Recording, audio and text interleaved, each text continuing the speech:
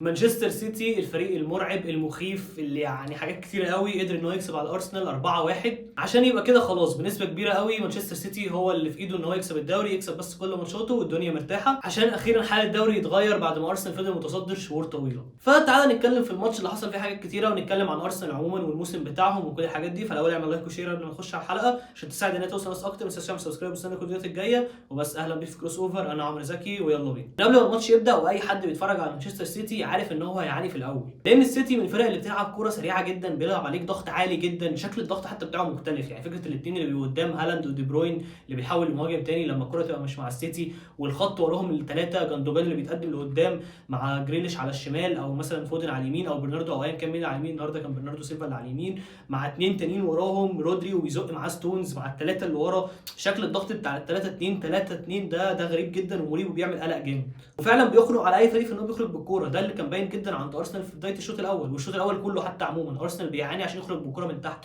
اللي هو الاسلوب اللي ارسنال بيلعب بيه من اول الموسم، ان انا هطلع بيلد اب وبخرج بالكوره من تحت ومش بطوح والكلام ده كله. فكده كده كان متوقع ان ارسنال هيعاني من بدري، وكان بقى طبعا الميزه لو ما كانش لبس جون من بدري. لكن اللي حصل ده هو فعلا اسوأ سيناريو ممكن يحصل، لان عشان ارسنال يبدا يخرج شويه ويفك حتى نفسيا، ان اللعيبه تبدا شويه تهدى، ان هو ما يستقبلش بدري، ويا سلام لو سجل بدري. فيقوم اللي يحصل معاك العكس، كل محاولاتك في البيلد اب بتفشل، وغير كده كمان بتستقبل جون بدري في اول 10 دقائق. ده يهز اللعيبه جدا اللي هي اصلا باين ان هي كانت نازله خايفه. يعني انا عايز اتفلسف كده واقول ان حتى وانا شايف قبل ما اللعيبه تنزل في النفق او كده، لما الكاميرا كانت جايه على اوديجارد كان باين ان هو خايف. يعني كنت حاسس الخوف في عينيك. وبصراحه انا نوعا ما عايز لعيبه ارسنال في حوار الخوف ده، يعني موقف جديد جدا بالنسبه لهم. ما افتكرش ان اي حد من اللعيبه دي اصلا نافس على دوري قبل كده، باستثناء طبعا الجايين من السيتي. لكن اللي الوم عليه بصراحه هو ارتيتا بالنسبه لي. يعني ما فهمش النهارده بصراحه ايه اللي هو كان بيعمله ده. يعني الدنيا ما خدمتكش في الاول، لبست جون باين ان انت مش عارف تخرج بالكوره، خلاص غير اسلوب لعبك. ما ينفعش تلعب بيلد اب، خلاص هي فاشله. لان لو جينا نرجع مثلا الفرق اللي كسبت السيتي كسبته ازاي، اقرب مثال مثلا نتكلم عن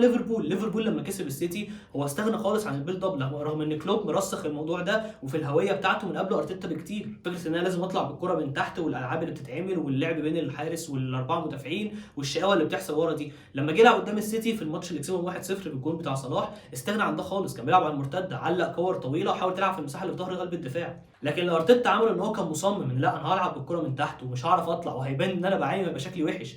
والعكس كمان لما الكره بتقطع مني انا مش عارف اقطعها تاني، بروح اضغط عالي. انا فعلا طول الشوط الاول انا مش فاهم ليه ارتيتا وفريقه عموما مصممين ان هو انا هروح اضغط من قدام، هحرك اللعيبه بتاعتي وهزق لقدام وهعمل الكتله بتاعتي لقدام شويه واسيب مساحه كبيره قوي في ظهري.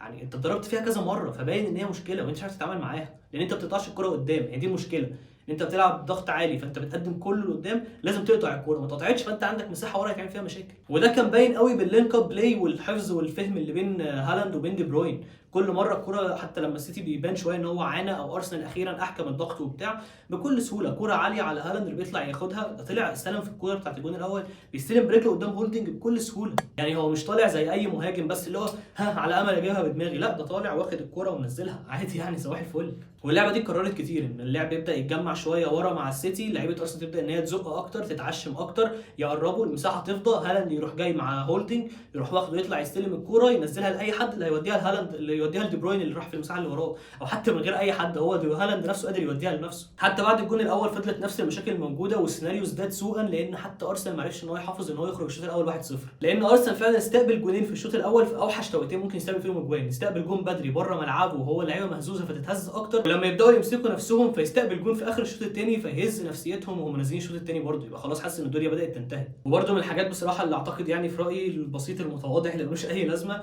ان عوده جابريال جيسوس لارسنال هي ضرت اكتر ما فاتت بصراحه.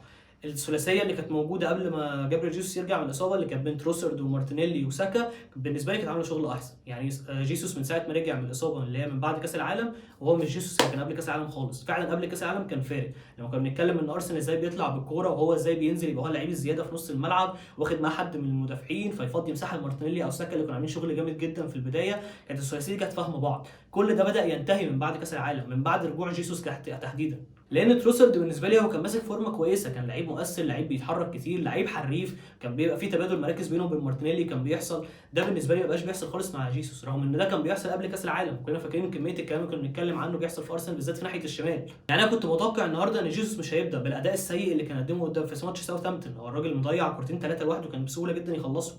فما اعرفش، انا شايف بصراحه الحاجات دي ولام عليها ارتيتا. يعني هو بادئ بجيسوس اللي هو بيضرك وباين قوي ان هو بيضرك، مشجع عادي متفرج ملوش اي لازمه، واخد باله من المشاكل اللي حاصله بسبب وجود جيسوس، مش هو جابريل جيسوس بتاع قبل كاس العالم، فما تبداش بيه. وتاني حاجه الموضوع اللي كنت بقول لك عليه بتاع اسلوب اللعب اللي هو كان مصمم عليه، ان انا هلعب بيلد اب وهلعب ضغط عالي قدام السيتي، واحنا كلنا عارفين ان مش دي احسن طريقه تلعب بيها السيتي خالص. فبقت النتيجه في الاخر ان ارسنال بعد ما كان مصيره بايده يكسب ماتشاته ويكسب الدوري، ده ما بقاش موجود خلاص. انت محتاج ان السيتي يتعثر، وباللي احنا شفناه ده مستحيل يحصل. وبالمناسبه ارسنال ما خسرش الدوري النهارده، ارسنال بالنسبه لي هو خسر الدوري من ماتش ليفربول. ان انت تبقى فريق كسبان 2-0 وانت بتنافس على الدوري، لازم تعرف تحافظ على ده، لازم لعيبتك تبقى واثقه ان هي هتحافظ على المكسب، عارفه ازاي تكسب حتى لو الدنيا بدات تعصلك معاهم شويه. لكن انت كسبان 2-0 يرجعوا عليك 2-2، فتيجي تكررها في ماتش ويست هام تكسب 2-0 يرجعوا عليك 2-2، فتيجي في ماتش ساوثهامبتون تغير تبقى خسران 3-1 لحد الدقيقه 88. دي كارثه. ما اقدرش اقول بصراحه ان دي عقليه لعيبه او عقليه فريق عموما عايز يكسب الدوري، ده عكس اللي كنا بنقوله في الاول ان لعيبه ارسنال كانت مصدقه وبتاع. لا، لعيبه ارسنال في الاخر هي كان باين ان هي بدات تخاف، بدات ان هي تفقد الثقه في نفسها. وبرده ممكن يكون تاجيل الماتش ده شويه او ميعاده هو اللي صعب الدنيا على ارسنال، ان كل ما الدنيا بدات تبعد شويه، طب احنا هنلاعب السيتي امتى، فيبداوا يتعادلوا ماتش، فيبداوا يحسوا ان لا ده الماتش قرب واحنا بنقع،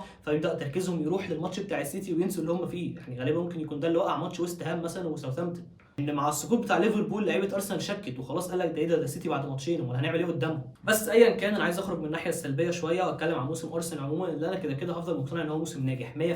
احنا بنتكلم عن فريق السنه دي ما كانش واصل الشامبيونز ليج، يعني الموسم اللي فات هو مخلص مركز خامس لو انا فاكر صح. فالبديهي لما تخش الموسم ده ما يبقاش الهدف بتاعك فوز بالدوري، وده اللي كل مشجعين ارسنال عارفينه من اول الموسم، كان الهدف ان هو يوصلوا للمقعد المؤهل للشامبيونز ليج، وده كده كده حاصل. الدوري كان بونص وراح منهم، بس بيبقى موسم ناجح، وهو العشم بس هو اللي هيوقع الدنيا شويه وهيخلي الناس دي تتضايق، لان حتى مع عدم الفوز بالدوري فهم كسبانين مكاسب بالنسبه لي مهمه جدا. كسبوا خبره ان اللعيبه دي بدات ان هي تنافس على الدوري، وشافت قد ايه في مواقف صعبه يتعرضوا لها، فالمره الجايه لما يبقى فريق بينافس على الدوري هيبقوا عارفين المواقف اللي قبلوها، هيعرفوا يتعاملوا معاها بشكل احسن. حتى كنت لسه بقول لك عليها ان اللعيبه فقدت الثقه في نفسهم، اعتقد ده ممكن ما يحصلش في السنين اللي بعد كده لما ارسنال ينافس تاني. الحاجه الثانيه برده ممكن تكون مكسب ان ارسنال هيبقى جاذب للعيبه، فريق بيوصل للتشامبيونز ليج، السنين اللي فاتت ما كنتش بتوصل، فتيجي تفوض لعيب فيقول لك لا يا عم انا عايز اروح نادي بيلعب في الشامبيونز ليج، عايز اتشاف اكتر. دلوقتي انت بتوصل الشامبيونز ليج وبتنافس على الدوري، فتقدر تجيب شويه جوده لعيبه اعلى، تبدا تحسن نص ملعبك اللي كنا عارفين ان فيه مشكله، تشاكا مش احسن حاجه، جورجينيو انت جبته عشان ده اللي كان موجود قدامك، تبدا تبص شويه للمركز اللي انت محتاج فيها لعيبه، تبدا تحسن الدكه، لان برده دكه ارسنال مش دكه فريق بينافس على الدوري خالص، لان الدنيا باظت لما سليبه مثلا اتصاب، قبل ما يجي تروسرد الدنيا كانت بايظه لما جابريل جيسوس اتصاب، فاي اصابه بتاثر في ارسنال جدا. بص على دكه السيتي، يعني كانت في لقطه لما كان بينزل ايميلي سميث رو ورياض محرز، ده البديل هنا وده البديل هنا. فيعني متفهم جدا الاحباط اللي اكيد عند جماهير ارسنال دلوقتي، بس كده كده يبقى موسم مميز ويبقى مكسب كده كده كبير، حاجات كتير هيستفادوها ارسنال قدام اعتقد، وحاجات برضو ورتنا اكتر ان السيتي ده فريق مرعب، ويعني ما يقدر على القدره الا ربنا. يعني انا ذنبي ايه واحد مشجع مدريد ابقى قاعد خايف وانا قاعد بتفرج عمال افكر في يوم 9/5 ايه اللي هيحصل، بس عادي كده كده القوي في اللي اقوى منه، بس خلصت. فيعني عشان ما اطولش عليك، هو ده اللي كان عندي عن ماتش ارسنال ومانشستر سيتي. لو الحلقه عجبتك اعمل لايك وشير، وما تنساش تعمل سبسكرايب، وبس كده، سلام.